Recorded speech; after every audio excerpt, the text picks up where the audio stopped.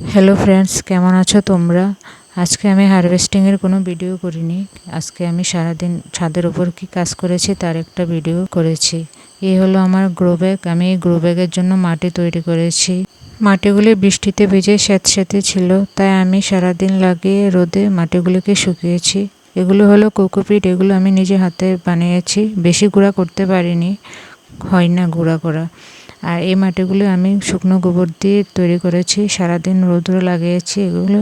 আর এগুলো হলো নারকেলের খোসা। এগুলো আমি গ্রো ব্যাগের নিচের দিকে দেব, কারণ এগুলো দিলে আমার মাটি অনেকটা কম লাগে। উপরে মাটি তোলা অনেকই কষ্ট। আর এগুলো হলো নিম কেক পাউডার। এগুলো ভিজে নষ্ট হয়ে গেছে মনে হচ্ছে, তাই এগুলো আমি রোদে দিয়ে দিলাম। তারপরে এই দিকটিতে তো আমি অনেকগুলো মাটি রোদে দিয়েছি। কিছু গোবর সার ছিল, এগুলো রোদে দিয়েছি। এগুলো সবগুলোকে একত্রিত করে আমার যে 6টা গ্রো ব্যাগ ছিল সবগুলোকে ভর্তি করে সেগুলোর মধ্যে আমি গাছ লাগাবো। এই হলো মাটি ভর্তি করার পর আমার এই গ্রো ব্যাগগুলি দেখো কি সুন্দর লাগছে দেখতে। এগুলোর মধ্যে আমি অনেক ধরনের বীজ লাগাবো, এমনকি সবগুলি শাক জাতীয় বীজ লাগাবো।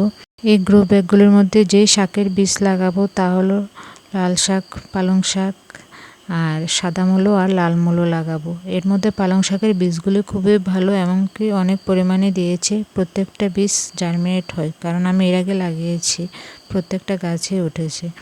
তারপরে বীজগুলি দেওয়ার পর আমি খুরপি দিয়ে মাটিগুলি নেড়ে চেড়ে দিচ্ছি, যাতে করে বীজগুলি ভিতরে ঢুকে যায়। হয়তোবা মনে প্রশ্ন আসতে পারে যে এই বর্ষার মধ্যে গাছগুলো উঠলেও টিকবে কি না। এই জন্য আমি একটা সাদা প্লাস্টিক কিনে এনেছি, এই গ্রো ব্যাগগুলোর উপরে দিয়ে দেবে, যাতে করে জল এই গাছগুলোর উপরে না পড়ে। ভিডিও ভালো লাগলে অবশ্যই একটা লাইক করবেন।